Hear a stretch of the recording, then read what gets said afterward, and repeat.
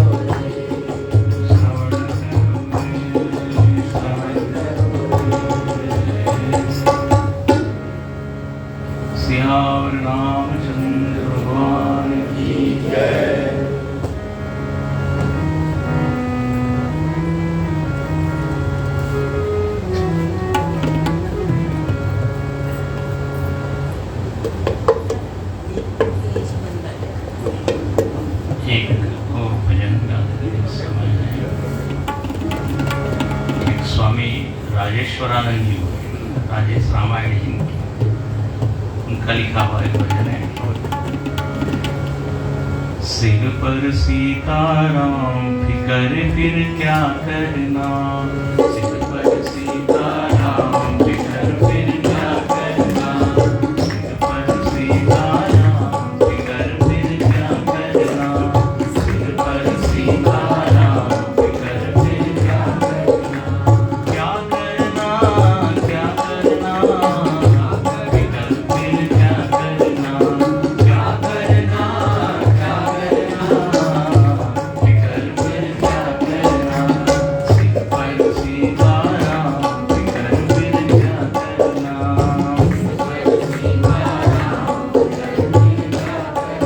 तेरे बिगड़ बनेंगे काम, फिकर फिर क्या करना, तेरे बिगड़ बनेंगे काम, फिकर फिर क्या करना।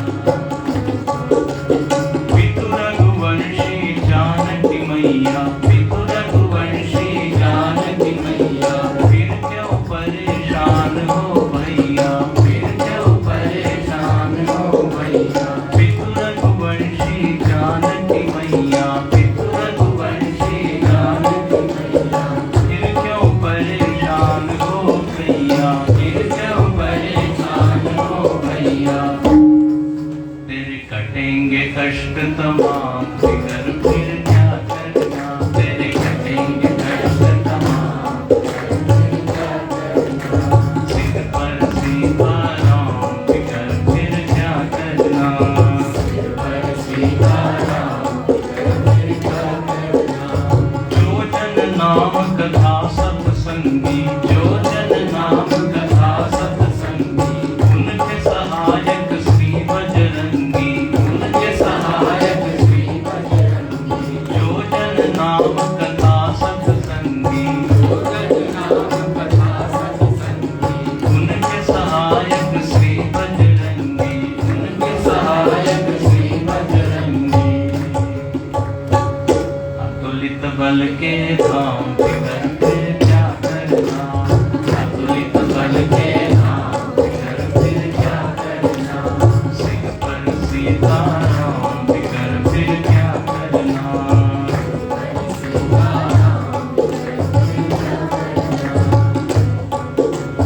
अगर प्रभु मन मान करेंगे, अगर प्रभु मन मान करेंगे, नहीं शरणागत पीर हरेंगे, नहीं शरणागत पीर हरेंगे, अगर प्रभु मन मान करेंगे, अगर प्रभु मन मान करेंगे, नहीं शरणागत पीर हरेंगे, नहीं शरणागत पीर हरेंगे। होगा बिरद बदनाम, फिकर फिर क्या करना, होगा बिरद बदनाम, फिकर फिर क्या करना, होगा बिरद बदनाम, फिकर फिर क्या करना, होगा बिरद बदनाम, फिकर फिर क्या करना, सिर पर सीताराम फिकर फिर क्या करना, सिर पर सीताराम फिकर फिर क्या करना। अब राजेशन आग भरो तुम, अब राजेशन आग भरो तुम, अब राजेशन आग भरो तुम, अब राजेशन आग भरो तुम। नहीं व्यर्थ परवाह करो तुम, नहीं व्यर्थ परवाह करो तुम, अब राजेशन आग भरो तुम, अब राजेशन आग भरो तुम। नहीं व्यर्थ परवाह करो तुम, नहीं व्यर्थ परवाह करो तुम। रटो राम जी का नाम, फिकर फिर क्या करना, रटो राम जी का नाम, फिकर फिर क्या करना, सिर पर सीताराम फिकर फिर क्या करना, सिर पर सीताराम फिकर फिर क्या करना, तेरे बिगड़ बनेंगे काम, फिकर फिर क्या करना, तेरे बिगड़ बनेंगे काम, फिकर फिर क्या करना, क्या करना क्या करना,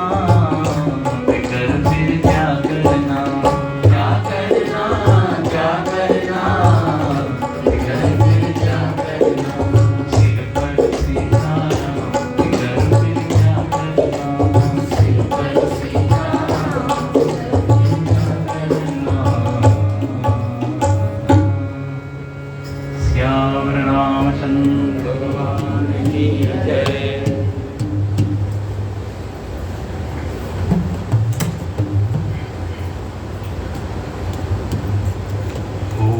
श्री गणेशाय नमः। ओम श्री सरस्वत्यै नमः। ओम श्री गुरुभ्यो नमः। सदाशिवसमारम्भां शङ्कराचार्यमध्यमाम् अस्मदाचार्यपर्यन्तां वन्दे गुरुपरम्पराम्। श्रुतिस्मृतिपुराणानाम् आलयं करुणालयं नमामि भगवत्पादं शङ्करं लोकशङ्करम्। शङ्करं शङ्कराचार्यं केशवं बादरायणं सूत्रभाष्यकृतौ वन्दे भगवन्तौ पुनः पुनः। समस्तजनकल्याणे निरतं करुणामयं नमामि चिन्मयं देवं सद्गुरुं ब्रह्मविद्वरम्। नीलाम्बुजश्यामलकोमलाङ्गं सीतासमारोपितवामभागं पाणौ महासायकचारुचापं नमामि रामं रघुवंशनाथम्। अतुलितबलधामं हेमशैलावदेहं तनुजवनकृशानुं ज्ञानिनामग्रगण्यं सकलगुणनिधानं वानराणामधीशं रघुपतिप्रियभक्तं वातजातं नमामि। श्रीराम जय जय राम। श्रीराम जय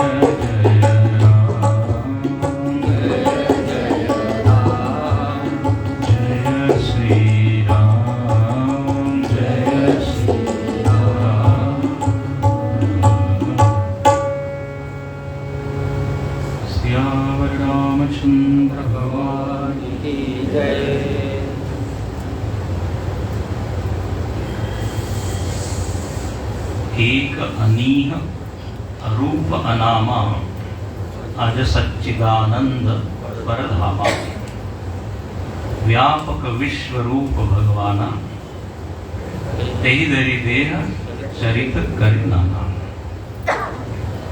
गोस्वामी जी ने बालकांड में प्रारंभ में ही प्रभु श्री रामचंद्र जी का वर्णन किया और कहा कि भगवान अज है, अजन्मा है, अनाम है। तो सब लोग इधर देखिए, अनाम है, अरूप है, ये भगवान का स्वरूप है। ठीक है,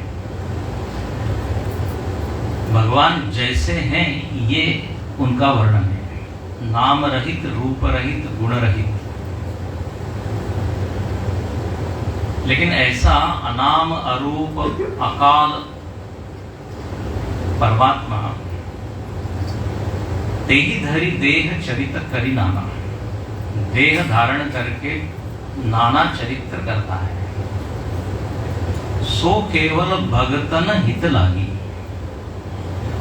किसके लिए वो सब कर रहा है ये? तो बोले भगतन हित लागी, भक्तों की चिंता है। राक्षसों को यदि मारना होता तो वो रिमोट कंट्रोल से भी मार सकते थे, वही अपने धाम में रहते रहते ही मार सकते थे। लेकिन फिर भक्तों को मजा नहीं मिलता, भगवान का जो सानिध्य है, भगवान का जो स्पर्श है, जो दर्शन है, वो नसीब नहीं होता। तो भगवान को उनकी चिंता है, इसलिए भगवान अवतरित होते हैं और वन में जाते हैं। बताइए, संकट सही है ना, संकट सहन करते हैं। राम भगत हित नर तनुधारी, सही संकट किए साधु। स्वयं संकट सहन करके साधुओं को सुख देते हैं। कितना बड़ा ये त्याग है, कितनी बड़ी तपस्या है। जो महल में पैदा हुआ वो 14 वर्ष कटली कटीली पथरीली पगडंडियों पर, रास्ते पर भ्रमण कर रहा है, पेड़ के नीचे सो रहा है, कंद मूल फल खा रहा है, पत्थर ही जिसकी क्या है, शैया है। तो ये सब किसके लिए? तो बोले साधुओं को सुख मिले, इसलिए साधु मेरा दर्शन कर पाए। भगवान को याद है, उन्होंने वादा किया है परित्राणाय साधु नाम। तो इसी प्रयोजन के तहत भगवान अलग अलग ऋषियों के आश्रमों में जा रहे हैं, उनसे मिल रहे हैं, उनसे चर्चा कर रहे हैं, और उनको जो उनकी जो इतने वर्षों की तपस्या है उसका जो फल है वो फल उनको दे। कल हमने देखा अत्रि ऋषि और अनसुया माता जी, इनके यहाँ भगवान गए और अत्रि ऋषि अति प्रसन्न हुए, बहुत सुंदर स्तुति की उन्होंने। भक्त को इससे बड़ी और क्या चाहिए? उसके लिए भगवान मिल जाए बस हो गया। और व्यक्ति जब आनंदित होता है तो स्वतः ही क्या स्तुतियां निकलती हैं, प्रार्थना निकलते हैं, भजन निकलते हैं, आनंद हो तो निकलता है। तो यहाँ पर स्तुति की। अनुसुईया जी ने सीता जी को पातिव्रत धर्म बताया।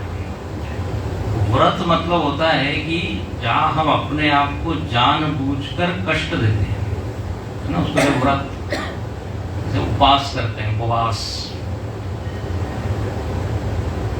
अनेक आकर्षण रहते हैं, लेकिन हम एक नियम बना लेते हैं कि ये नहीं करना है। तो हम में और वो जो आकर्षण है या हमारी जो इच्छा है, उनमें एक संघर्ष होते रहता है। और ये संघर्ष में ही कठिनाई तो होती है। तो इसलिए उसको क्या कहा? व्रत। से एकादशी का व्रत। अब सब लोग मिठाई खा रहे हैं लेकिन हम नहीं खा सकते, क्यों? व्रत। कभी कभी जबरदस्ती व्रत भी हो जाता है। घर में 8 मेंबर है, 7 लोगों का क्या है? व्रत है, भोजन बना ही नहीं, तो हमारा भी व्रत हो गया। कभी कभी ऐसा भी हो, तो जबरदस्ती। लेकिन तितिक्षा एक शब्द है, हाँ, तपश्चर्या एक शब्द है, नियम है, संयम है, समनियम, फूल फल ज्ञाना हरिपद रत रसभेद सम जम नियम फूल। इसको फूल कहा है और इसका फल क्या होगा? ज्ञाना। तो ये पाति व्रत भी एक तरह का क्या है? तप है, नियम है, संयम है। उसकी बड़ी बड़ी क्या है फलश्रुति बताइए। शक्ति संपन्न वो माता हो जाती है, स्त्री हो जाती है। तो यहाँ पर उसकी महिमा बताइए। और फिर भगवान आगे चलते हैं। अब 6 नंबर के दोहे के बाद देखिए भगवान अत्रि ऋषि और अनसुया को प्रणाम करते हुए मुनि पद कमल नाई करि सीसा चले बनहि सुर नर मुनीसा आगे राम अनुजपुनि पाछे मुनिवर वेश बने अति काछे उभय बीच श्री सोहई कैसी ब्रह्म जीव बीच माया जैसी सरिता वन गिरियवन घाटा पति परिचारी सेई बरवाटा जन जन जाय देव रघुराया करहि मेघ नभ छाया मिला सुर विरान मग जाता आवत ही रघुवीर निभाता तुरत ही रुचि रूप तेहि पावा देखि दुखी निज धाम पठावा मुनि आए जमुनि शरभंगा सुंदर अनुज जानकी संगा देखि राम मुख पंकज मुनिवर लोचन भृंग सादर पान करत रति धन्य जन्म सरबंग सियावर रामचंद्र की जय पवन सुत हनुमान की जय उमापति महादेव की जय बोलो भाई सब संतन की जय। प्रणाम करके आगे चलते हैं। तो भगवान का चित्र गोस्वामी जी खींच लेते हैं। हम लोगों के पास तो आजकल मोबाइल फोन है, तुरंत हम चित्र खींच लेते हैं। गोस्वामी जी ने अपने आंखों से ही भगवान की छवि जो है वो अपने हृदय में धारण कर ली। और क्या कहते हैं बोले देखो कैसा अद्भुत दृश्य है। राम जी आगे चल रहे हैं, सीता माता बीच में है और पीछे लक्ष्मण जी हैं। और इन तीनों को देखकर ऐसा लग रहा है मानो कि ब्रह्म जीव बीच माया जैसी उभय बीच श्री सोहई जैसी। ये पंक्ति मानस में 2 बार आई है। दूसरी बार कहाँ आई है वो आप खोज के मुझको कल बताइए। स्वामी जी कठिन होमवर्क दे रहे हैं। वहां पर आया है उभय बीच श्री सोहई, यही पंक्ति। यहाँ पे गोस्वामी जी तीनों का आध्यात्मिक अर्थ बताते हैं। राम जी ब्रह्म है, सीता माता माया है, लक्ष्मण जी जीव है। गोस्वामी जी की एक खासियत है कि वो बिल्कुल हमको भूलने नहीं देते हैं कि राम जी परब्रह्म है। बीच बीच में याद कराते हैं। क्योंकि तुलसीदास जी के राम जी केवल मर्यादा पुरुषोत्तम नहीं है। रामो विग्रहवान ब्रह्म, ब्रह्म का ही विग्रह है राम। केवल मनुष्य नहीं, केवल आदर्श पुरुष नहीं, वो तो ब्रह्म रूप में ही थे। तो राम जी ब्रह्म है, लक्ष्मण जी जीव है। अच्छा, बीच में माया है। अब ये माया के भी दो रूप हैं, हम आगे देखेंगे राम गीता में, विद्या माया और अविद्या माया। देखो, जीव और ब्रह्म के बीच में माया है, तो जो अविद्या माया है वो जीव को ब्रह्म से मिलने नहीं देती। अविद्या के कारण जीव जो है ब्रह्म होने के बावजूद भी अपने आप को कभी ब्रह्म रूप में अनुभव नहीं करता, तो ये माया के कारण। अच्छा, इसी माया का दूसरा रूप है सकारात्मक, विद्या माया। बोले विद्या माया सहायिका है, बाधक नहीं है, साधक है। वो ब्रह्म के पीछे चलती है और जीव को मिलाती है। सीता जी कौन है? विद्या माया है। उद्भव स्थिति संहार कारिणी क्लेश हारिणी सर्वश्रेयस्करी। हाँ, सबका कल्याण करने वाली। ये पूरा जगत यदि हम देखें तो माया ही है कि नहीं? गो गोचर जहां लगी मन जाई, सो सब माया जाने। लेकिन इस मायावी जगत में भी दो है, एक बाधिका है और एक साधिका है। अब आश्रम है, मंदिर है कि नहीं? ये भी माया ही है, आखिर जगत के अंतर्गत ही है। सत्संग भी माया ही है। लेकिन ये किसी माया है? बोले भगवान से मिलाने वाली, भगवान के पीछे पीछे चलते। तो हम जैसे जो जीव हैं, लक्ष्मण जी उनके प्रतिनिधि हैं। ब्रह्म के पीछे विद्या माया, विद्या माया के पीछे जीव। जीव ने यदि विद्या माया की सहायता ले ली तो माता जी मिला देती किससे? ब्रह्म से। गोस्वामी तुलसीदास जी ने विनय पत्रिका में भजन लिखे हैं, लगभग 200 से ज्यादा पद, और उन्होंने उनको राम जी को समर्पित करना है, लेकिन उन्होंने सीधे राम जी को नहीं दिए, उन्होंने सीता जी को दिए। कहा कि जब राम जी फुर्सत में हो, फ्री हो, तो उनको ये भजन आप जरा प्रस्तुत कर दीजिए, क्योंकि आप उनके सबसे निकट हैं। सबसे क्लोज कौन है? सीता जी। बोले मेरी इतनी हिम्मत नहीं कि मैं उनसे सीधा मिल। तो देखो, माता जी की सहायता ले।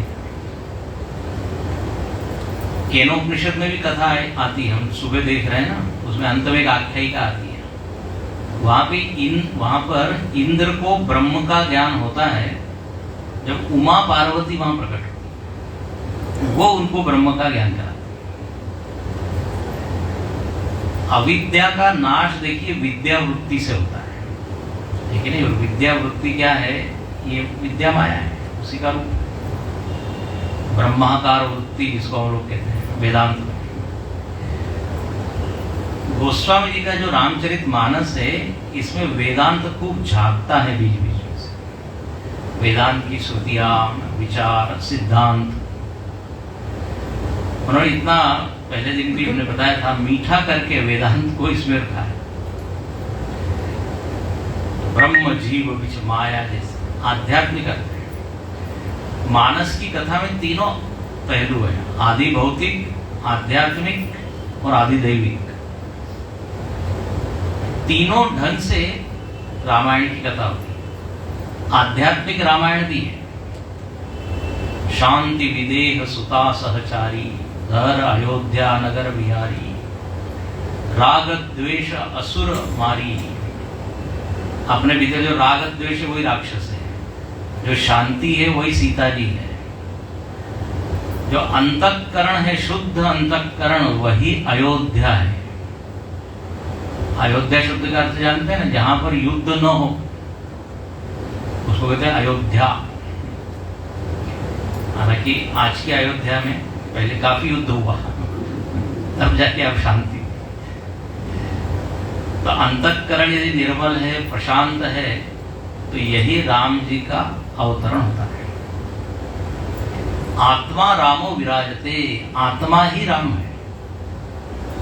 शंकराचार्य जी ने आत्मबोध में 2 श्लोकों में पूरा रामायण बता दिया, आध्यात्मिक रामायण। अच्छा, अध्यात्म रामायण को भी यदि आप पढ़ें तो उसमें भी स्थान स्थान पर आध्यात्मिक अर्थ होता है।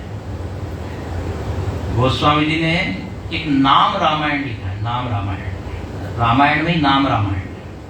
तो ये कहाँ पर है? नाम महिमा जो बताई उन्होंने, तो उसमें आता है ना, राम एक तापस तीतारी, नाम कोटि खल कुमति सुधारी। बोले बाहर अहल्या का उद्धार किया एक राम ने, लेकिन नाम ने अंदर बैठी हुई अहल्या कुमति, बोले अनेक, उन्होंने केवल एक अहल्या का उद्धार किया, नाम ने तो अनेकों कुमतियों का उद्धार किया। तो कुमति हो गई अहल्या, ऐसे हर बताया। दुराशा ताड़का है, हाँ, दोष दुख ये खरदूषण है।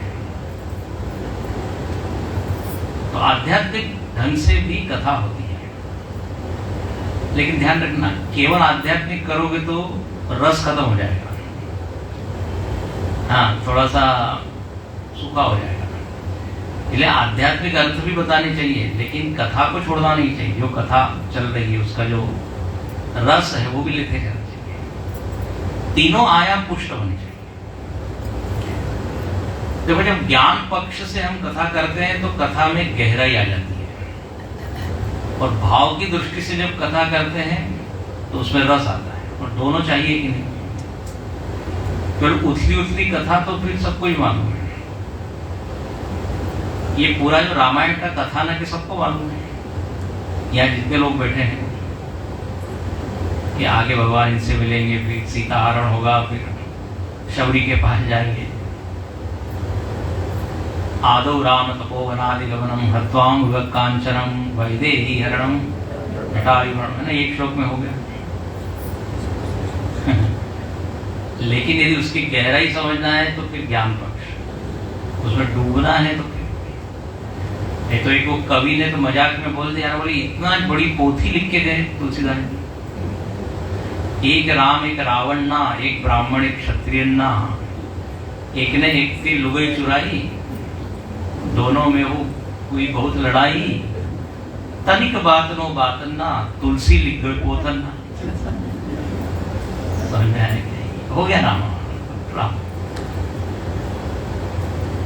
कथानक तो सबको मालूम है, लेकिन उस कथा के भीतर छिपे हुए, कथा इतनी ही कहानी ही होती है तो वाल्मीकि जी 24,000 श्लोक नहीं लिखते।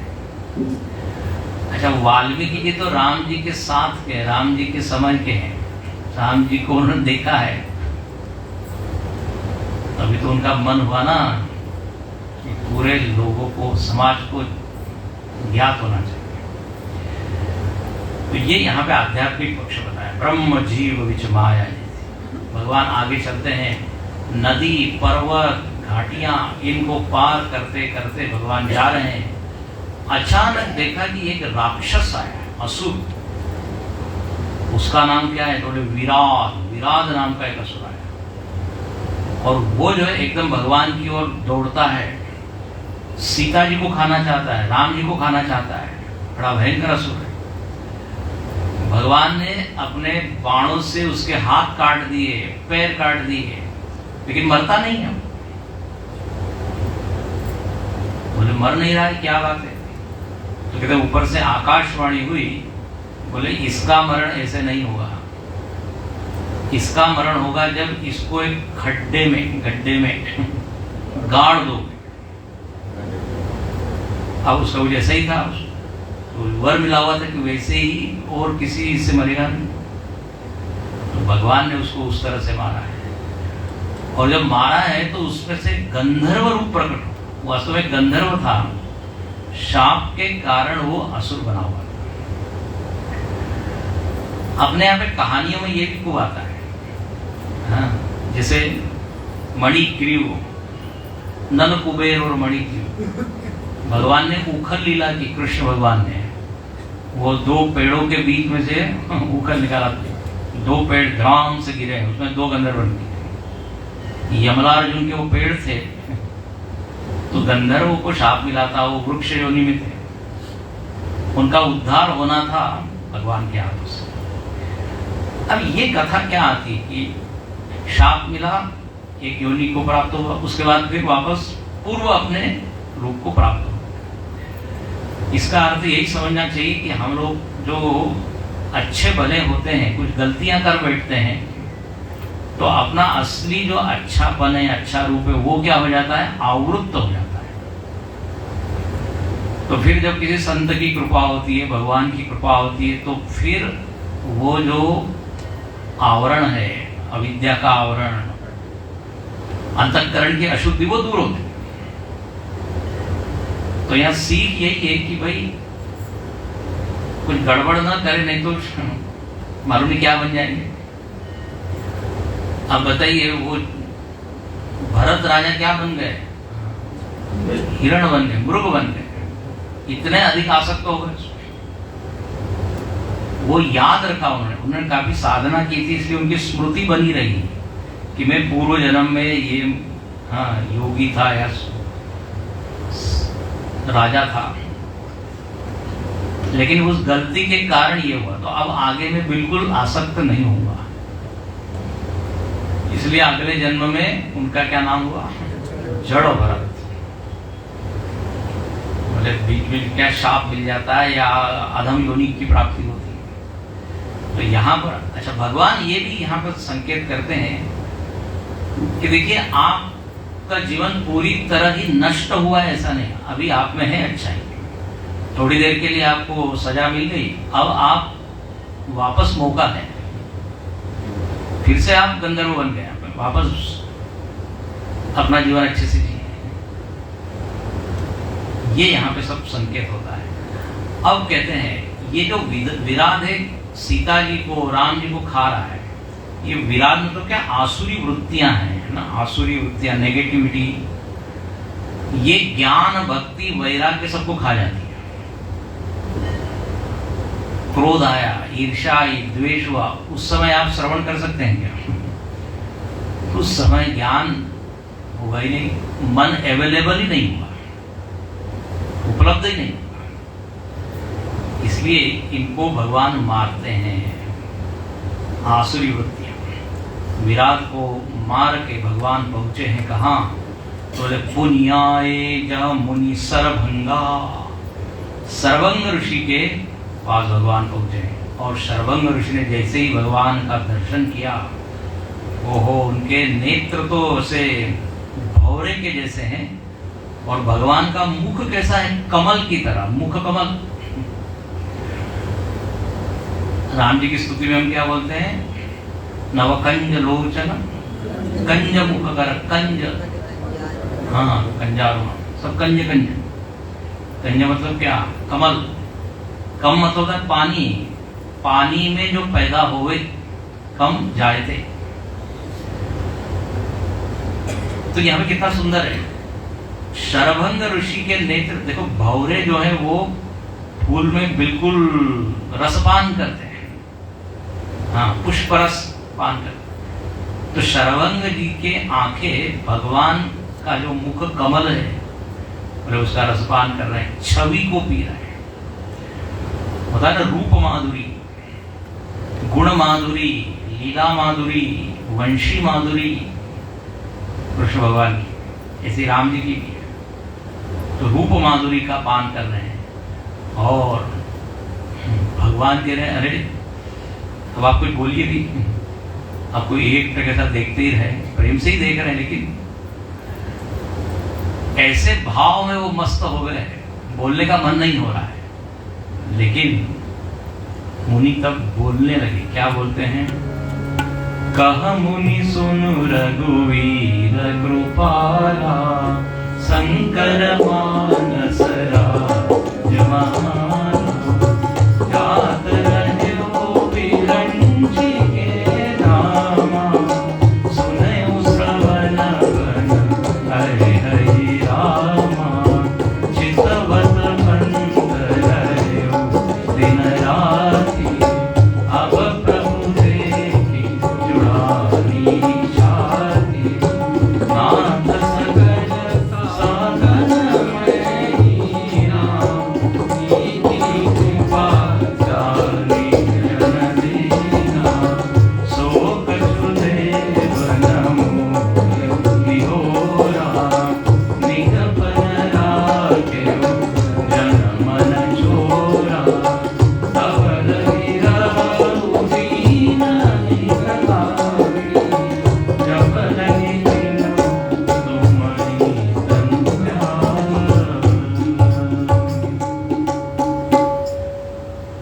शरभंग मुनि प्रणाम करते हैं और भगवान को क्या सुंदर संबोधन देते हैं।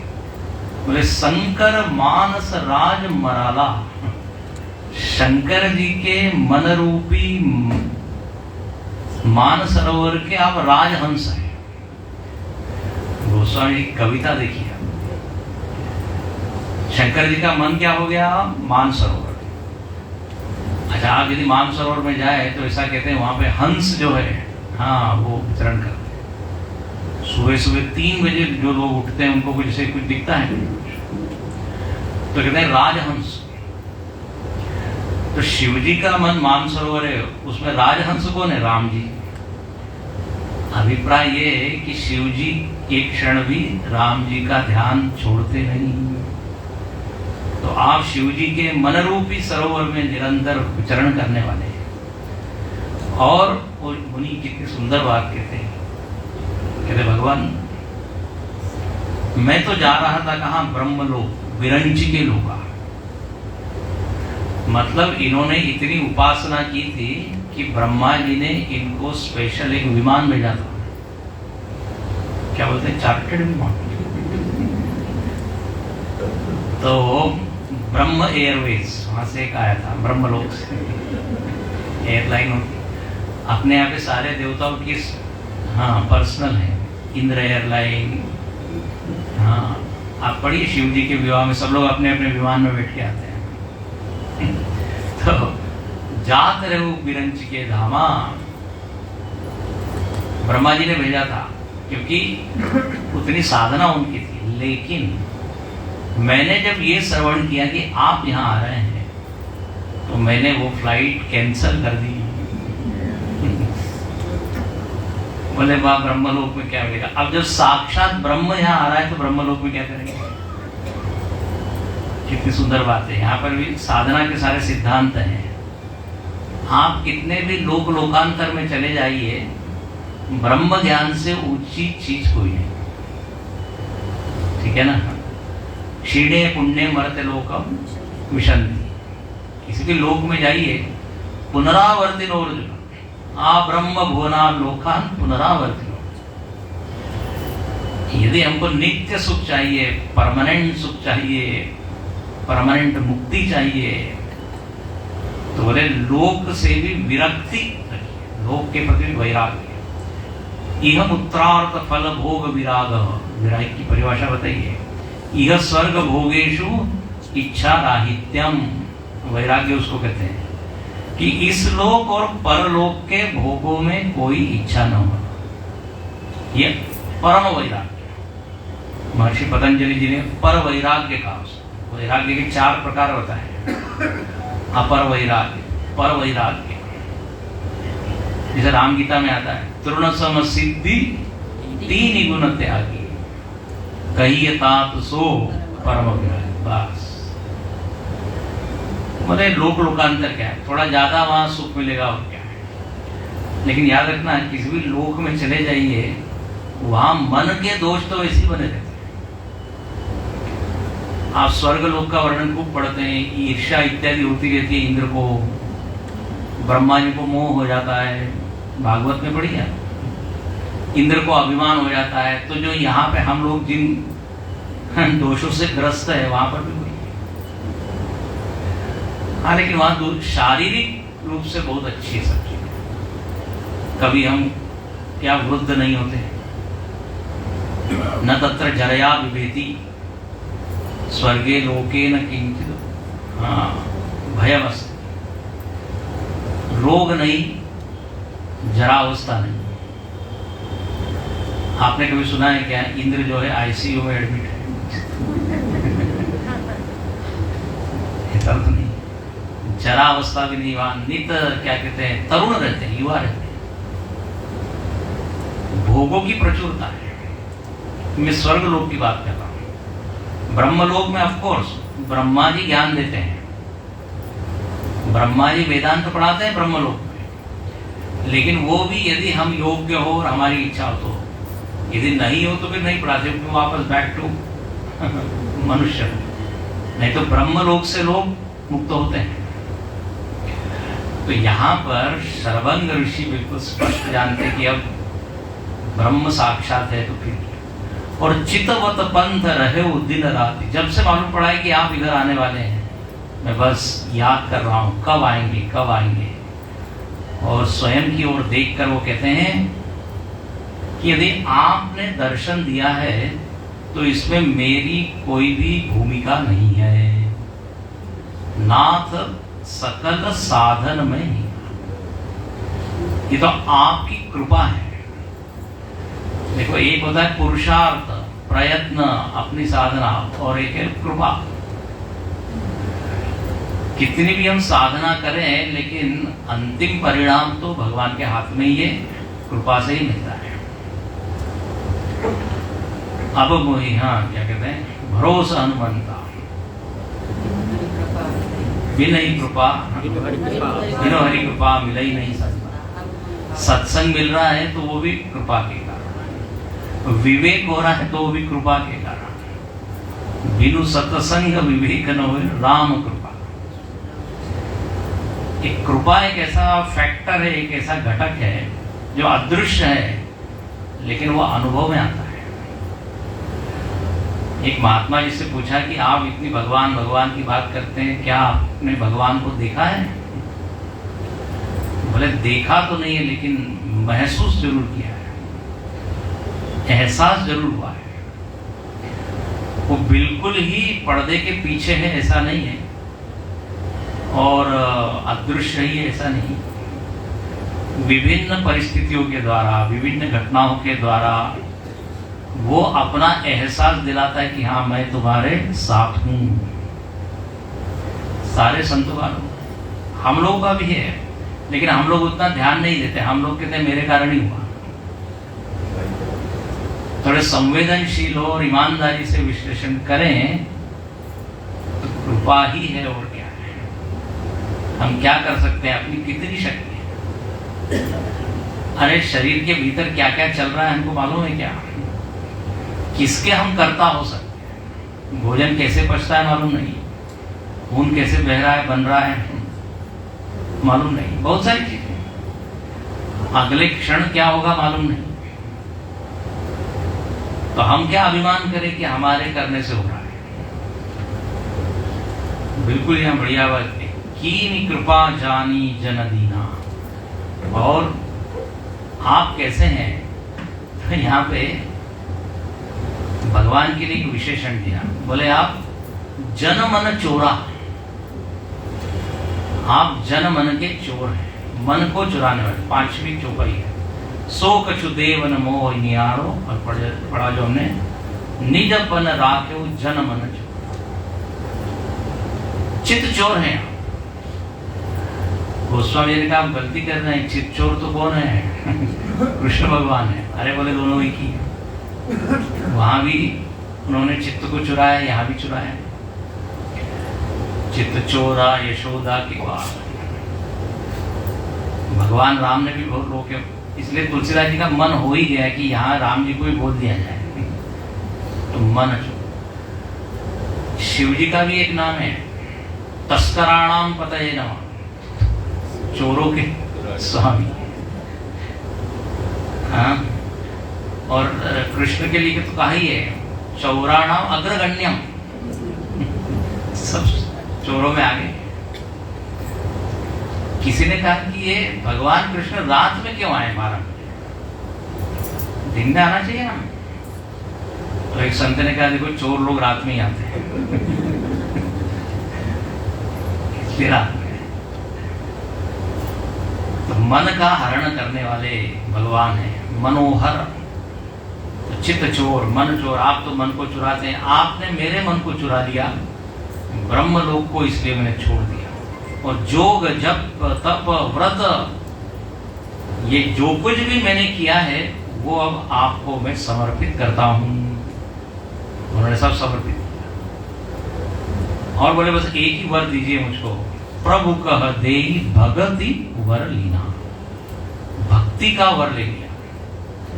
पूरे रामायण में हम देखते हैं सभी लोग साधन भजन करते हैं, भगवान मिलते हैं, पूछते क्या चाहिए, भक्ति। हेतु रहित अनुराग राम पद बड़े अनुदिन अधिकाई। गोस्वामी जी यह विनती रघुवीर गोसाई। हमारे गुरुजी स्वामी सुबोधानंद जी को ये पद इतना अच्छा लगता था, यह विनती रघुवीर गोसाई। मालूम नहीं कितनी बार हमने गाया है वो पद। हाँ गा देंगे बाद में कथा दी। हेतु रहित अनुराग राम, बोले बस राम पद में अनुराग, और वो भी कैसा हेतु रहित, बिना किसी कारण से आप में प्रेम, अकारण प्रेम, सहज प्रेम, स्वाभाविक प्रेम, अहेतु की प्रेम। प्रायः लोगों को जो भगवान में प्रेम होता है उसमें एक हेतु होता है, एक कारण होता है। इस कारण से वास्तव में प्रेम वस्तु से होता है, लेकिन भगवान को बीच में माध्यम बना देते हैं, उसको अर्थार्थी भक्त कहते हैं। हम लोग भगवान से भगवान को नहीं मांगते, भगवान से दुनिया को मांगते हैं। असली भक्ति क्या है? भगवान से भगवान को ही मांगना।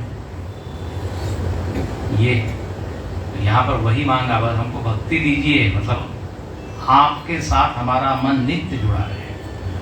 और वो एक और बात कहते हैं, सीतानुज समेत प्रभु नील जलद तनु साम मम ही बसहु निरंतर सगुण रूप श्री राम।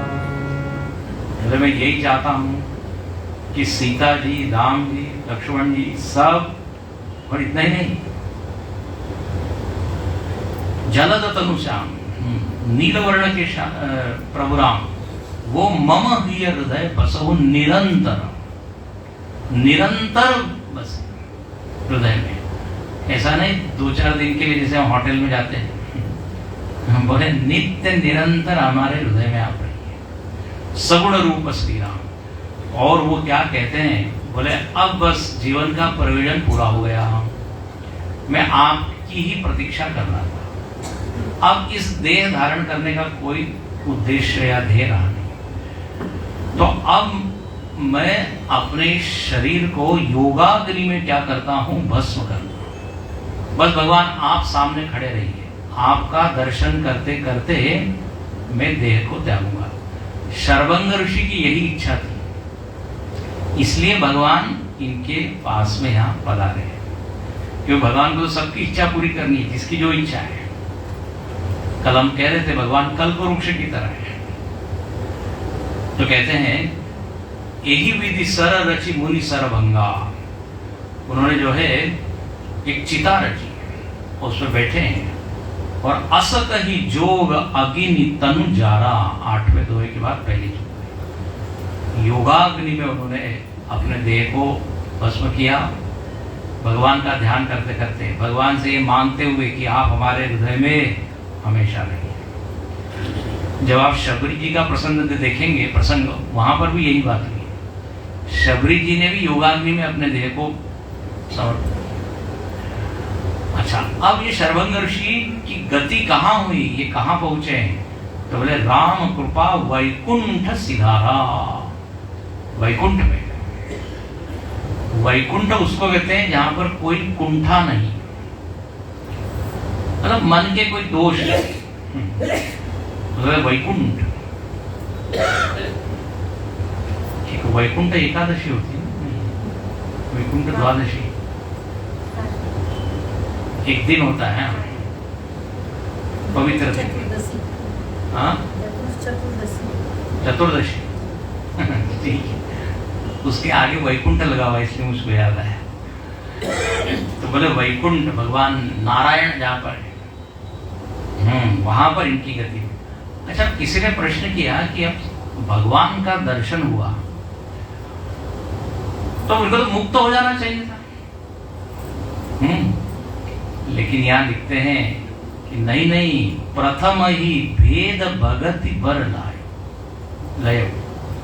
पहले ही शर्वंग ऋषि ने कहा था कि मुझको भेद भक्ति ही चाहिए, मैं आपके साथ एक रूप होना नहीं चाहता।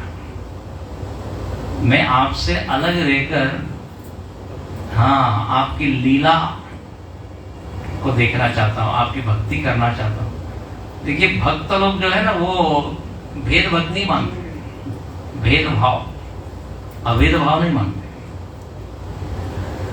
वो कहते हैं हम भगवान आपको देखना चाहते हैं, आपको खिलाना चाहते हैं, आपको रुलाना चाहते हैं, रोते हुए हंसते हुए। जैसे हम अपने जीवन को जीते हैं ऐसे ही हम चाहते हैं आप हमारे साथ। ये भी एक भाव। इसलिए भक्त लोग ये कभी नहीं कहते कि हमको जन्म मरण से मुक्त करो, वो नहीं। जन्म जन्म रति राम पद, यहाँ वरदान न धर्म न अर्थ न काम रुचि, गति न चाहूं हाँ निर्वाण नहीं चाहिए। भक्त लोग किसका एक उदाहरण देते हैं, बोले गुलाब जामुन बनने में क्या फायदा है, गुलाब जामुन से आप अलग रहो तब तो उसका आनंद ले सकते हो। इस तरह को उदाहरण देते हैं। ब्रह्म हो जाना मतलब क्या खुद गुलाब जामुन हो जाना, और भक्त मतलब उसका स्वाद लेना ब्रह्म का। ठीक है, जिसकी जिसमें रुचि है रति है, भेद भगति वर लय। इसलिए वैकुंठ में जो है शरभंग ऋषि की गति। अब इसके बाद क्या हुआ, भगवान जा रहे हैं तो अचानक भगवान ने कुछ देखा। ये देखिए 8वीं के बाद 3री चौपाई। ऋषि निकाय मुनि बर गति देखी, सुखी भरे निज हृदय विशेष। स्तुति कर सकल मुनि वृंदा, जयति प्रणत हित करुणा गंगा। मुनि रघुनाथ चले मन आगे, मुनि वर वृंद विपुल संग लागे। आस्ति समूह देखि रघुराया, पूछी मुनि न लागे अति दाया। जानत हूँ पूछिय सब दर्शी तुम अंतर जामी। निशिचर निकर सकल मुनि खाए, सुनि रघुवीर नयन जल छाए। निशिचर हीन करहु महीन, भुज उठाई पद दीना। सकल मुनि नगे आश्रमनी, जाय जाय सुख दीन सियावर।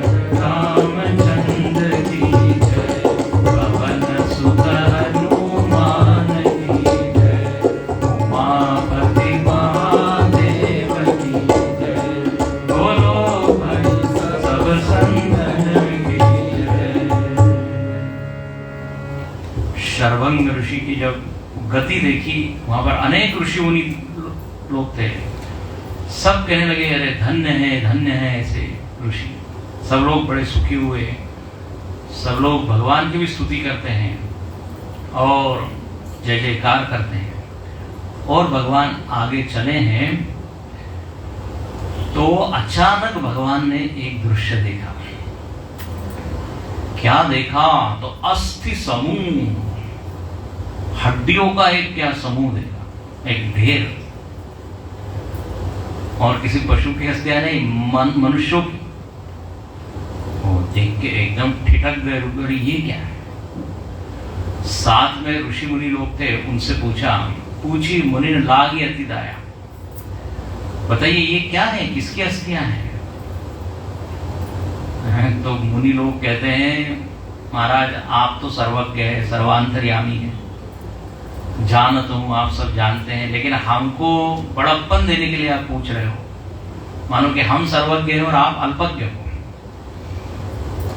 लेकिन आप तो जानते ही हैं सबदर्शी, वास्तव में ये राक्षसों ने अनेक ऋषि मुनियों को खाया हुआ है, ऋषि मुनियों की हड्डियां हैं। वाह। निशिचर निकर सकल मुनि, भक्ष्य बनाया, भोजन बनाया है। जैसे ये बात सुनी है, भगवान की आंखें सजल हो गई, नयन जल आए, बहुत दुख हुआ, करुणा से भर गया। एक तरफ तो करुणा और दूसरी तरफ क्रोध, ऐसे देखो दो चीज। क्रोध आया और तभी उन्होंने जोर से प्रतिज्ञा की, निशिचर हीन करऊ मही भुजे उठा ही पनही। मेरे भुजा उठाकर मैं प्रतिज्ञा करता हूं कि ये पूरी पृथ्वी को मैं निशाचरों से हीन करूंगा, एक भी राक्षस बचेगा नहीं। एक तरफ राक्षसों का नाश और दूसरी तरफ मुनियों के आश्रम में जाकर उनको सुख दूंगा। वही परित्राण है साधुनाम विनाशाय, दोनों बात बोले मैं प्रण करता हूं। देखो एक बार ऐसा हुआ, जब सीता जी राम जी के साथ चल रही थी वन में, तो सीता जी ने एक बात की, बोले आपको कैकेयी माता ने कहा था कि तपस्वी रूप लेकर आपको विचरण करना है। आपने सब कुछ त्यागा, अच्छे वस्त्र त्यागे, मुकुट त्यागा, ये धनुष बाण क्यों लेके आए? क्योंकि तपस्वी के साथ धनुष बाण तो ऐसा मैच नहीं करता ना। ऋषि मुनि हो, तपस्वी वेश और धनुष बाण। कोई साधु महात्मा जा रहा है और हाथ में राइफल वगैरह, एकदम विचित्र लगेगा ना। उसके हाथ में दंड शोभा देगा, कमंडल शोभा। हाँ, तो ये कुछ इस तरह का है। तो ऐसा पूछा था, और जब सीता जी ने पूछा कि ये क्या है, तो बताया भगवान ने अस्थि समूह। बोले तब तो राक्षसों को मारना चाहिए। सीता जी ने कहा हाँ, तो बोले इसीलिए मैं धनुष लेके आया हूं। तुम जो पूछ रही हो ना, क्या तुमको थोड़ा सा अटपट लग रहा था, तो बोले अब समझ में आया क्यों धनुष लाया हूं। तो निशिचर ही भगवान ने प्रण किया है, और भगवान आगे चलते हैं, और आगे तो सफाई अभियान शुरू करेंगे ही वो। सफाई अभियान, स्वच्छता अभियान। लेकिन अभी तो सामने कोई राक्षस नहीं है। आगे जब चलते हैं तो एक बड़ा ही सुंदर यहाँ प्रसंग आता है। एक अत्यंत ऐसे भावुक भक्त है, उनका नाम है सुतीक्ष्ण। भगवान के बड़े परम भक्त, और ये अगस्त ऋषि के कौन है? शिष्य है। तो कहते हैं ये सुतीक्ष्ण जी को भी मालूम था कि भगवान इधर आने वाले हैं, तो उन्होंने कहा कि अब ये मौका तो हम छोड़ेंगे नहीं, इसलिए भगवान से मिलते हैं। ये प्रसंग यहाँ पर है। मुनि अगस्त्य कर शिष्य सुजाना, नाम सुतीक्ष्ण रति भगवान, मन क्रम वचन राम पद सेवक, सबने मान भरोसन देवक, प्रभु भागवत श्रवण सुनि पावा, करत मनोरथ आतुर धावा, देवी दीन बंधु रघुराया, मोह से सट पलक करि हरिराया, सहित अनुज मोहि राम गोसाई, मिली हरि निज सेवक की नाई, मोरे जिया भरोसा जुड़ नाई, भगति विरति न ज्ञान मन मानी, नहीं सत्संग जोग जब जागा, नहीं दृढ़ चरण कमल अनुरागा, एक वाणी करुणा निधान की, सो प्रिय रागी जगहि अनामन की। अगस्त्य ऋषि के एक अत्यंत ही बुद्धिमान ऐसे शिष्य हैं जिनका नाम है सुतीक्ष्ण। गोस्वामी यहाँ विशेषण देते हैं सुजाना, बड़े समझदार हैं, चतुर है, मंद नहीं है, चतुर है। अच्छा, उनका नाम भी वैसा ही है। क्या नाम है? सुतीक्ष्ण, जिनकी बुद्धि तीक्ष्ण है। लेकिन ध्यान से सुनना, तीक्ष्ण के आगे सू लगा हुआ है। अच्छी तीक्ष्ण, मतलब अच्छी तीक्ष्ण। देखो, तीक्ष्ण बुद्धि एक चोर और डाकू की भी हो सकती है। तीक्ष्ण बुद्धि कोई बहुत बड़ी चीज नहीं है जब तक वो अच्छी ना हो। बुद्धि हो लेकिन शुद्ध हो। थोड़ी कम बुद्धि हो तो भी चलेगा, लेकिन शुद्ध होनी चाहिए। तेज बुद्धि हो और जड़ी क्या खुराफात करने वाली हो तो वो तो ठीक नहीं। इसलिए सूक्ष्म बुद्धि, तीक्ष्ण बुद्धि, शुद्ध बुद्धि, बुद्धि के अलग अलग प्रकार हैं। तो ये सुतीक्ष्ण सात्विक बुद्धि है। और रति भगवाना, रमने वाले भगवान में रत है। रत का अर्थ ही होता है कि उस चीज में उसको आनंद मिल रहा है। जैसे कर्मरत, ध्यानरत। रत है मतलब क्या? रस है। मन क्रम वचन राम पद सेवक, मनसा वाचा कर्मणा सेवा करने वाले। हम लोग जो प्रार्थना करते हैं पूजा के बाद, कायेन वाचा मनसेन्द्रियैः वा बुद्ध्यात्मना वा प्रकृते स्वभावात् करोमि यद्यत् सकलं परस्मै नारायणायेति समर्पयामि। समर्पयेति है वो, लेकिन उसको कर लीजिए समर्पयामि, मैं करता हूं उसको। तो बिल्कुल उसको जी रहे हैं इस पंक्ति को। ऐसे ही है। और सपने हूं आन भरोसा न देव, स्वप्न में भी अन्य कोई भरोसा नहीं।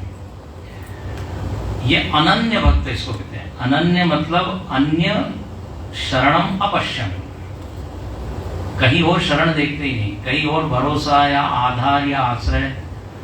बोले सारे भरोसे जो है उनका ही भरोसा नहीं है कि वो रहेंगे कि नहीं। अब देखिए, सामान्य व्यक्ति किस किस चीज पर भरोसा करता है? पद, प्रतिष्ठा, पैसा, मित्र, परिवार। लेकिन कई लोगों का अनुभव है, जब आवश्यकता होती है सब लोग हाथ खड़े कर देते हैं, बोले हम नहीं कर सकते।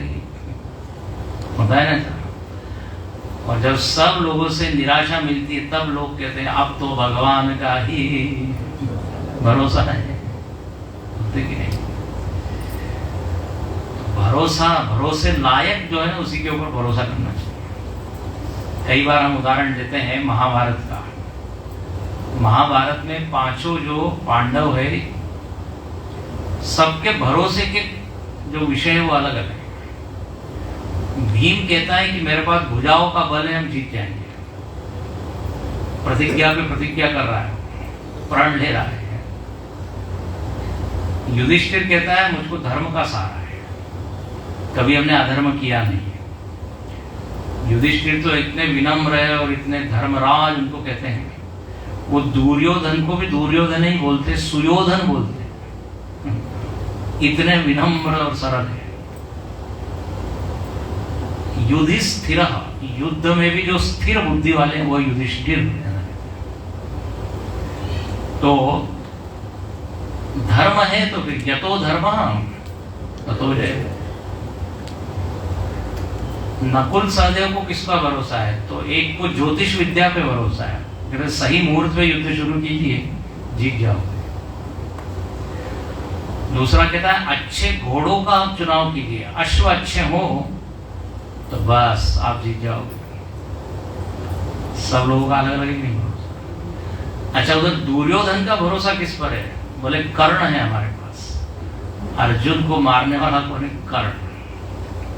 कर्ण पे बहुत भरोसा है उसका, इसलिए कर्ण को राजा भी बना देता है।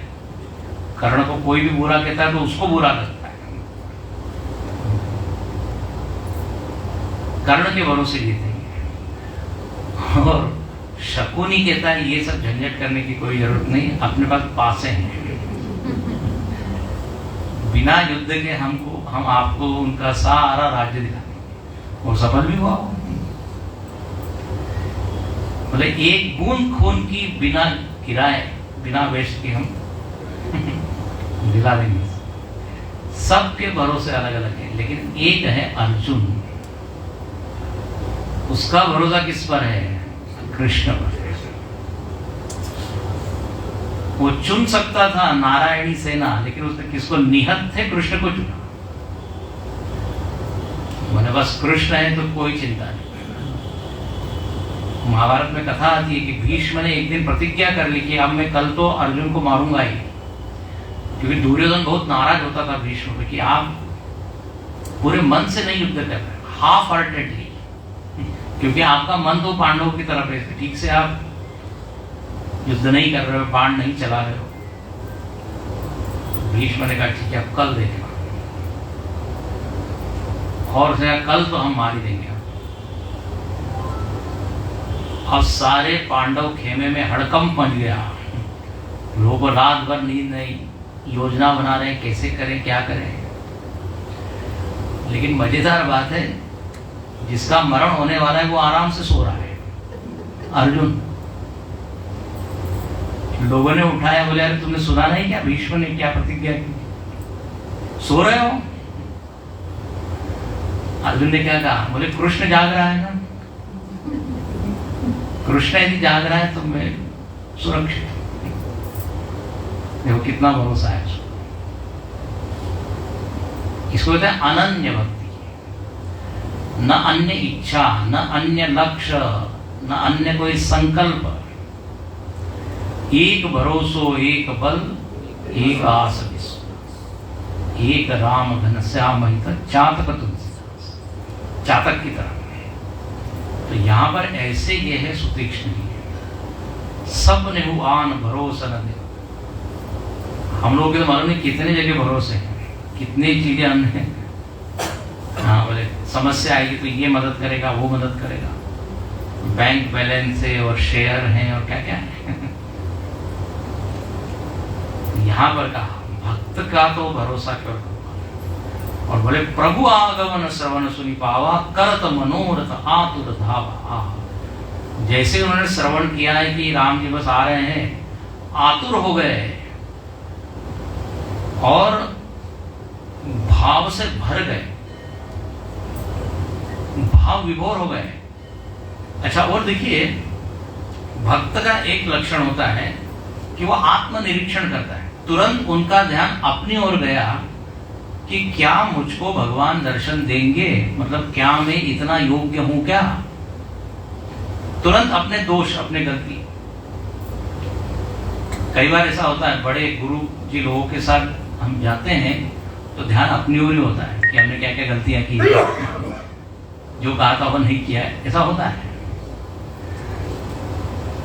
यदि वो भक्त या सेवक संवेदनशील हो तो, हाँ, नहीं तो कोई डर नहीं, कोई संकोच नहीं। तो यहां पर ये क्या कहने लगे, मुंह से सट पर करी ही दाया। मेरे जैसे सट पर, अब इतने बड़े भक्त है लेकिन वो अपने आप को क्या मानते हुए मैं सट हूं। यही बड़े होने का लक्षण है। मोह सम कौन कुटिल खल कामी, जिन तन दियो रही बिसरायो, ऐसो नमक हरामी। कौन कह रहा है? सूरदास जी। बोले मेरे जैसा कुटिल खल कामी कौन होगा, जिसने शरीर दिया उसको मैं भूल गया, बिल्कुल नमक हरामी हूं। बताइए, खुद को कोई भूलेगा? और सब पतितन में नामी। बड़ा अच्छा भजन है, मौसम कौन कुटिल खल कामी, भरी भरी उदर विषय को धावे, जैसे सूकर ग्रामी। अपने आप को सूकर कहा हूं, बोले ऐसे वो गंदी चीजों की ओर भागता है, मेरा मन भी ऐसे भागता है। जितना हम अपने आप को स्वच्छ करेंगे उतनी हमारी गलती हमको दिखाई देगी, उतनी गंदगी दिखाई देगी। ये बिल्कुल ऐसा ही है जैसे कोई स्वच्छ कपड़े पहनता हो, उसमें एक भी दाग लग जाए तो उसको सहन नहीं होता और कहता अरे कितना गंदा हो गया, कितना गंदा हो गया।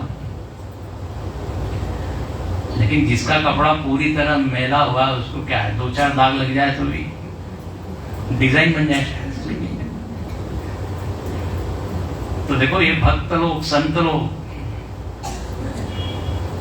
प्रभु मोरे अवगुण चित न, बताइए अपने अवगुणों की ओर ध्यान। तो यहाँ पर कह रहे क्या भगवान मुझसे मिलेंगे, क्या मैं इस योग्य हूं, और मेरे में न ज्ञान है, न वैराग्य है, न भक्ति है। ऐसा यदि कोई बोल रहा है, इसका मतलब यूं होता है, भक्त को हमेशा लगता है कि जितनी भक्ति करनी चाहिए उतनी मैं नहीं कर रहा हूं।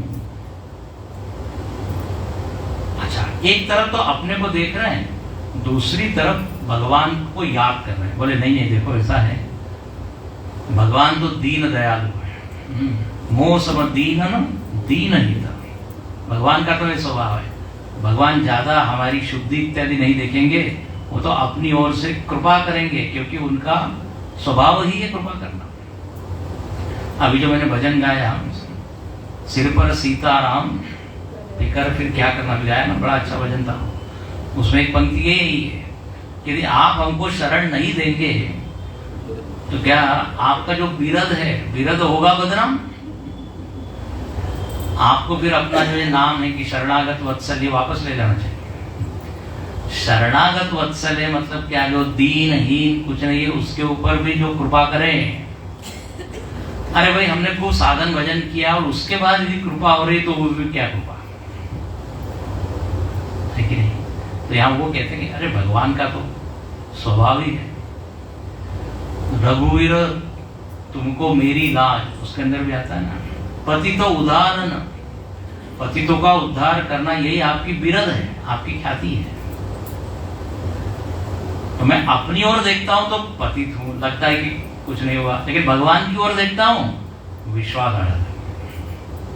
कितना सुंदर है। हो ही सुफल आज मम लोचन, देखि बदन पंकज भव मोचन।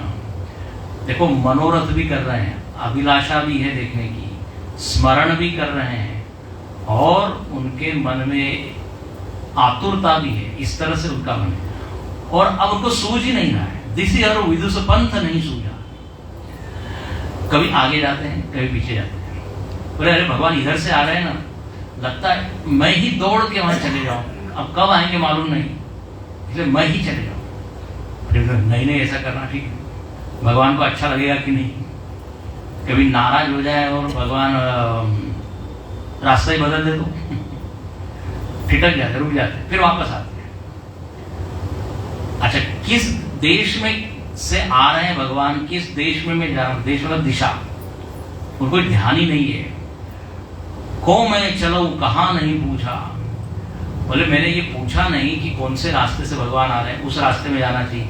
कभी लगता है इधर जाना चाहिए, कभी लगता है उधर जाना चाहिए। कबहू फिरी पाछे पुनि जाए, कबहू नृत्य करे गुण गाई। क्या इनकी दशा है सुतीक्ष्ण जी की। जा रहे हैं जाते जाते एकदम एक भावावेश आ गया, नृत्य करने लगे। बोले आज का दिन तो आनंद का दिन है, भगवान के दर्शन होने वाला है, और उसी को याद करके नाचने लगे। मीरा हो गई मगन, वो तो गली गली हरिगुण गाने लगे। बस ऐसी लागी लगन, यहाँ पर भी युवा नाचने लगी, यहाँ पे नाचने लगे। यही वर्णन आता है प्रहलाद जी का भी, क्वचित रुदती क्वचित हसती क्वचित नृत्यति। प्रहलाद जी बहुत बड़े भक्त, सारे भक्तों की यही दशा है। महाराष्ट्र में आप देखिए तुकाराम महाराज, नामदेव महाराज, मतलब वो कीर्तन करते, नर्तन कीर्तन। रामकृष्ण परमहंस, देखो उनको भी भावावेश आता था। विवेकानंद जी को कहते थे हाँ एक भजन गाओ, और जैसे ही गाते तो नृत्य। चैतन्य महाप्रभु जब गए वृंदावन में, और वहां पे जब पंडा उनको बता रहा था भगवान ने यहाँ ये लीला की, ये लीला की, चैतन्य महाप्रभु भाव विभोर हो जाते हैं, बिल्कुल ऐसे ही लोटपोट हो जाते हैं उस जमीन में। बोले ये रजकण जिनका स्पर्श भगवान को हुआ, मेरे भी शरीर को हो गया। वो पंडा बताता कि इस लीला की, जाके वो पेड़ से निपट जाते। हरे कृष्ण कृष्ण कृष्ण हरे हरे। तो ऐसे यहाँ पर सुतीक्ष्ण जी भी कभी नृत्य कर रहे हैं, कभी जा रहे हैं, भाग रहे हैं, कभी रुक रहे हैं। अब होटल लुकाई पेड़ के पीछे से इनकी भावावस्था, और अतिशय प्रीति देखी रघुवीरा, प्रकटे हृदय हरण भव वीरा।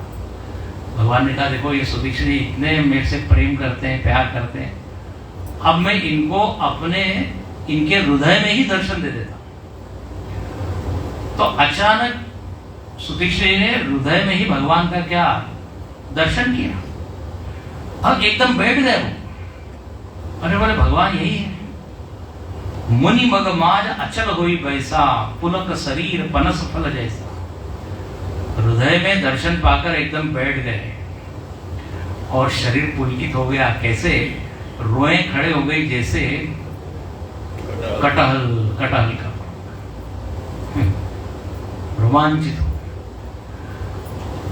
अब जो है उनकी तो बिल्कुल समाधि लग गई भगवान के रूप में, उनका पूरा मन जो है तल्लीन हो गया। बहुत देर तक बैठे। अब भगवान वहां पर आते हैं, उठाते हैं, उठो सुतीक्ष्ण उठो, मैं आ गया हूं। लेकिन आश्चर्य है, उठते ही नहीं है, समाधि उनकी लगी है। जागन ध्यान जनित सुख पावा। ध्यान जन्य उनको ऐसा सुख मिल रहा है कि आंख खोलने का मन नहीं, उनको देह का भान नहीं, भगवान उनको उठा रहे ये भी भान नहीं, सब विस्मृत हो गया। अच्छा, यहाँ कहते हैं राम जी ने एक बार नहीं उठाया, मुनि ही राम बहु भांति, बहुत तरीके से, बहुत बार, अनेक बार, उठो जागो, जिसको तुम अंदर देख रहे हो बाहर खड़ा है, ये भी शायद बोला होगा। लेकिन ध्यान जनित सुख पावा। देखिए यहां पर एक बड़ा सिद्धांत है कि ध्यान में सुख मिलता है, और ऐसा सुख मिलता है कि बाहरी किसी विषय की जरूरत पड़ती नहीं, विषय में वो आना चाहता नहीं, विषय से जुड़ना चाहता नहीं, आंख खोलना नहीं चाहता, सब तन्मय तल्लीन हो गया। ध्यान में ये होता है, जब ध्यान लगता है तो अनुभव आप लोगों को भी हुआ होगा। यहाँ ध्याता ध्येय ध्यान तीनों एक हो गए, और ध्येय के साथ अहम वृत्ति ऐसी लीन हो गई कि वो भूल गए कि मैं ध्यान करने बैठा हूं। देखो ये निर्विकल्प समाधि, इसको वेदांत कहते हैं निर्विकल्प, लेकिन यहाँ तो भगवान के रूप में उनकी समाधि लगी हुई है, भगवान ही रह गए, वो विस्मृत हो गए। ध्यान जनित सुख। इस स्थिति को यदि समझना है तो हमारे पास एक उदाहरण है। हमारा उदाहरण क्या होगा? नींद।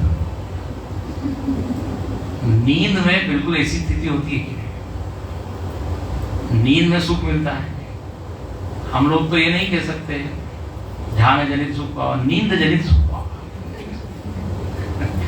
और जब गाढ़ी नींद होती है तो कितना ही अलार्म बजते रहे हैं,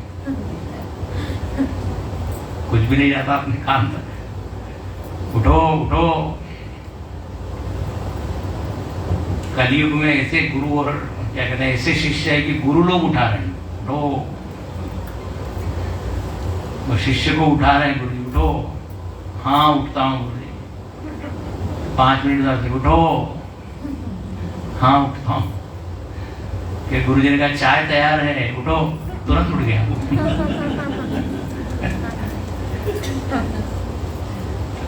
नींद का ऐसा सुख है, नींद छोड़ना नहीं चाहता। नींद और समाधि में देखिए समानता यह है कि दोनों जगह संसार नहीं है, दोनों जगह अहम भाव नहीं है, लेकिन एक जगह अभाव में हमारा मन विलीन हो गया है, अभावाकार वृत्ति। लेकिन यहां पर क्या है? रामाकार वृत्ति है। एक जगह राम है, शून्य नहीं है। और नींद और समाधि में एक बड़ा फर्क है कि नींद स्वाभाविक है, उसके लिए कोई साधना नहीं करनी पड़ती। ज्यादा ये साधना करो कि बढ़िया खाना खाओ, दिन में थोड़ा थक जाओ तो अपने आप क्या नींद का अनुभव हो। चूंकि ये स्वाभाविक है, नैसर्गिक है, प्राकृतिक है, इसलिए नींद से कोई बहुत ज्यादा लाभ नहीं होता। थोड़े हम ताजे हो जाते हैं, थोड़ा और क्या है, ऐसा थोड़ी होता है कि हमारी चिंताएं खत्म हो जाती है, अज्ञान खत्म हो जाता है, ये नहीं होता। लेकिन समाधि चूंकि साधन से सिद्ध होने वाली है, तो समाधि से उठने के बाद जो फल है वो बिल्कुल अलग है ना। तो हम यहाँ दिखाना ये चाह रहे हैं कि ध्यान का गहन सुख सुतीक्ष्ण जी को मिला। गीता जी में भगवान ने 6 अध्याय में बार बार ये कहा है, सुखम आत्यंतिकम यत्तत् बुद्धिग्राह्यम अतीन्द्रियम। ये ही और कहते हैं ब्रह्म संस्पर्शम अत्यंतम सुखम अश्नुते। बोले ध्यान में ब्रह्म का स्पर्श वो करता है और अत्यंतम सुखम, ऐसा सुख जिसका अंत न हो। यहां पर बिल्कुल वही बात है। अब भगवान ने कहा कि अरे ये तो हमारे ध्यान, हमारे रूप का ध्यान कर रहा है। अब जब तक हमारा रूप हृदय में रहेगा तब तक तो समाधि मिटने वाली नहीं है। तो यहां लिखते हैं भूप रूप तब राम दुरावा, हृदय चतुर्भुज रूप देखा। भगवान ने वो रूप हटा दिया जिस रूप का वो ध्यान कर रहे थे और एकदम चतुर्भुज रूप में प्रकट हुए हृदय में। तो एकदम सुतीक्ष्ण का ये क्या हो गया, ये तो हमारे भगवान नहीं है। और जैसी आंख खोली, जिसका ध्यान अंदर कर रहे थे वो सामने खड़ा है। इसका देखिए यहां पर एक एक पंक्ति में इतना अर्थ है। चतुर्भुज रूप उनका इष्ट नहीं है, उनके तो राम जी इष्ट है ना, उस रूप का वो ध्यान करते रहे। तो ये देखा तो बोले उनका ध्यान एकदम भंग हो गया। हर भक्त का एक अपना अपना इष्ट होता है ना, एक एक रूप के वो क्या होते हैं, ध्यान करते हैं। जैसे कल हम बता रहे थे तुलसीदास जी वनवासी राम का ध्यान करते हैं, काक भुषुंडी जी बाल राम का ध्यान करते हैं, बाल राम। जब भगवान अयोध्या में जन्म लेते हैं 5 साल तक काक भुषुंडी जी, आप पढ़ते होंगे, कौवे के रूप में अयोध्या में रहते हैं 5 साल तक। और जैसे ही भगवान अपना 6ठा बर्थडे मनाते हैं वहां से उड़ जाते हैं, अब नहीं, बाल रूप। तो यहां पर जैसे तुलसीदास जी राम जी के भक्त है, तो वृंदावन में भी जब वो गए तो बोले आप तो हमको तुलसी मस्तक तब नवे, जब धनुष बाण लिए हाथ, जब आप धनुष बाण लेंगे। इसलिए ऐसा कहते हैं मुरली मुकुट दुराय के धनुष बाण लिए हाथ, तुलसीदास के कारण जदुनाथ भय रघुनाथ। बोले अच्छा ठीक है, तो कोई ज्यादा तो कोई बदल करना नहीं है, मुरली और मुकुट को हटा के धनुष बाण ले लिया, हो गई। तो यदुनाथ के क्या हो गए, रघुनाथ। तो यहां दिखाना ये चाह रहा है कि एक एक में एक एक का प्रेम भाव होता है। यहां पर उस रूप को हटा दिया तो उठ गए। अकुलाई उठे तब कैसे, विकल हीन मणि फनी वर। जैसे सर्पधर, जो मणिधर सर्प होता है, उसकी मणि निकाल लो व्याकुल हो जाता है। और एकदम भगवान को देखा है, एकदम दंडवत किया है, भगवान ने हृदय से लगाया, दोनों रोमांचित हो गए, गदगद हो गए। सुतीक्ष्ण से बोला नहीं जा रहा है और धैर्य धारण करते हैं। क्या लिखते हैं, तब मुनि हृदय धीर धरी गहि पद बारहि बार, निज आश्रम प्रभु आनि करी, पूजा विविध प्रकार सियावर रामचंद्र की, पवन सुत हनुमान की जय, उमापति महादेव की जय, बोलो भाई सब संतन की जय। सुतीक्ष्ण जी ने कहा अब आपका दर्शन तो हो गया, अब आपकी सेवा करनी चाहिए थोड़ी। तो चलिए कहाँ पर, आश्रम में। तो भगवान को कहाँ ले जाते हैं, आश्रम में। भगवान जा रहे हैं आश्रम में, तो हमको भी अब आश्रम चलना चाहिए वापस। हम सोच रहे थे आगे का भी हो जाएगा, लेकिन तो निज आश्रम प्रभु आनी करी पूजा विविध प्रकार, विविध प्रकार से पूजा की। पूजा के भी अनेक प्रकार है। अभिषेक हो सकता है कि फूल से, फल से इत्यादि, तो अलग अलग ढंग से।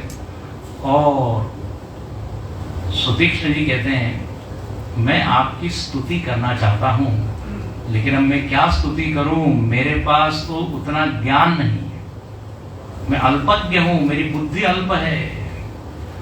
आप तो कैसे सूर्य के जैसे प्रकाशवान और मैं जुगनू की तरह हूँ, इतना सा प्रकाश है। अब ऐसे अल्पमति से क्या स्तुति होगी, लेकिन फिर भी यथामति, यथा श्रद्धा, यथा शक्ति मैं स्तुति करता हूँ। और भगवान की एक बहुत सुंदर स्तुति की है, इसको आप पढ़िएगा। हाँ, इस स्तुति में आप देखेंगे गोस्वामी जी ने संस्कृत और अवधि दोनों का मिक्सचर किया है, मिश्रित है। ऐसा होता है।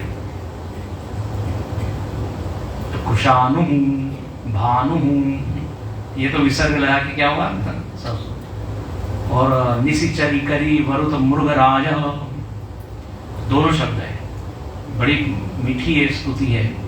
और अंत में ये स्तुति करके एक चीज मांगते हैं, कल इसके ऊपर चर्चा करेंगे।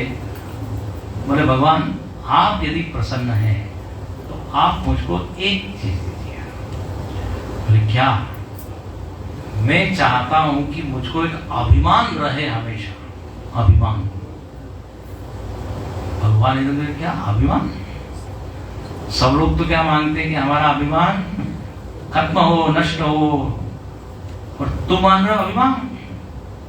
सोच के मांग रहे हो कि अविचार से? सुतीक्ष्ण जी कहते जरा सुनिए तो सही, कौन सा अभिमान? असाभिमान जाय जनि भोरे, मैं सेवक रघुपति पति मोरे। मेरे में ये कभी भी भाव जाए नहीं कि मैं सेवक हूं। सेवक का अभिमान, अभिमान का यहाँ अर्थ है अहम भाव। अभिमान का अर्थ घमंड नहीं है, ध्यान से सुनना, कल इसकी चर्चा करेंगे। कल इसको गर्व या घमंड उसकी निंदा है, लेकिन अहम साधक, अहम सेवक, अहम भक्त, उसको यहाँ पे अभिमान करा है। अपने आप को जो हम मानते हैं ना, उसको कहते हैं मान। अपनी जो मान्यता है अपने बारे में, तो बोले मेरी ये मान्यता हमेशा बनी रहे कि मैं सेवक हूं। कितनी सुंदर बात है। और हमेशा मतलब 24 घंटे में सेवक भाव में रहूं। जो कुछ भी करूं, यद करोषि यद अश्नासि यद जोषि, ये भाव रहे कि बस ये आपकी ही सेवा है।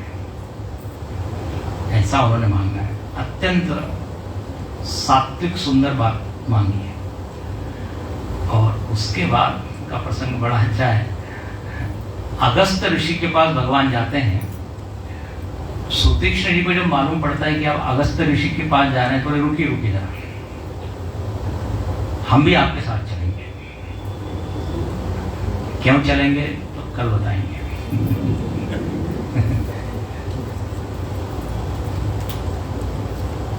आरती करेंगे। क्या विनती?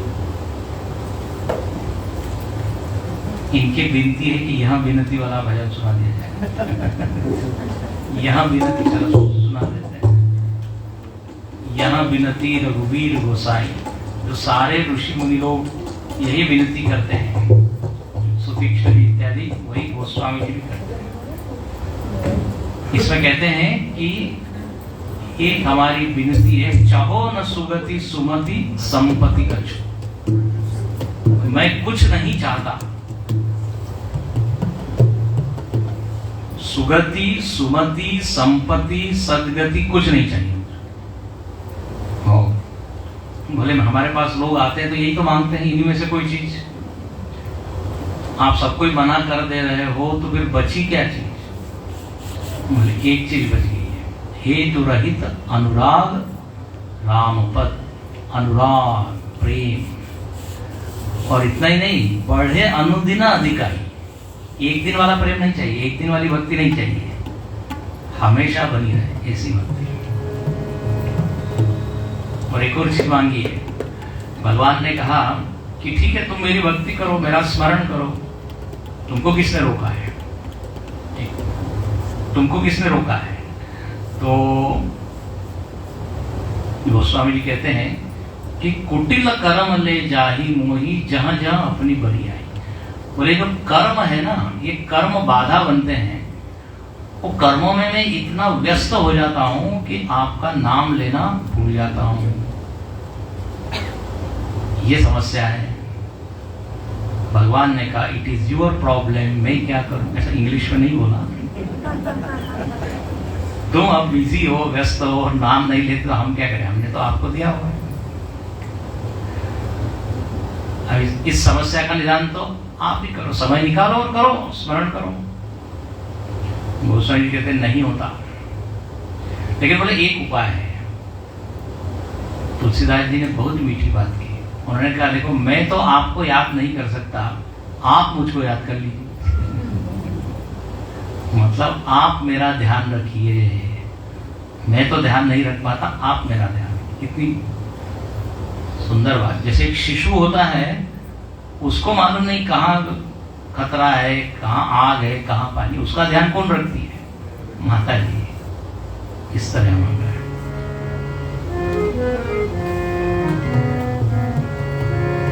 यह बिनती रघुवीर गोसाई, यह बिनती रघुवीर गोसाई, यह बिनती रघुवीर गोसाई। और आस विश्वास भरोसो, और आस विश्वास भरोसो, हरो जीवन जड़ खाई। यह बिनती रघुवीर गोसाई, यह बिनती रघुवीर गोसाई।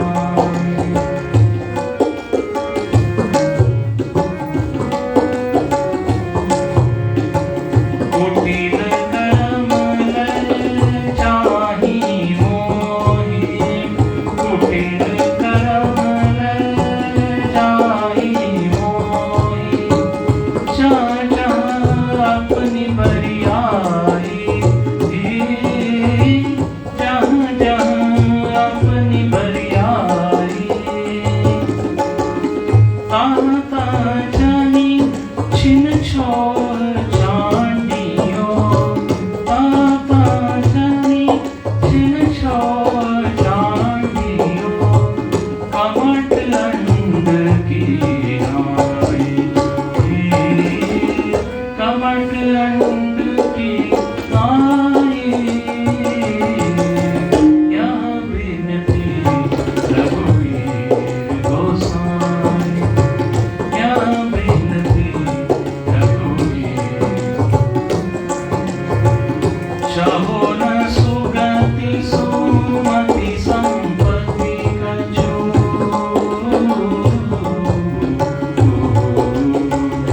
चाहो न सुगति सुमति संपत्ति कछु, रिद्धि सिद्धि विपुल बढ़ाई, रिद्धि सिद्धि विपुल बढ़ाई। हेतु रहित अनुराग राम पद, हेतु रहित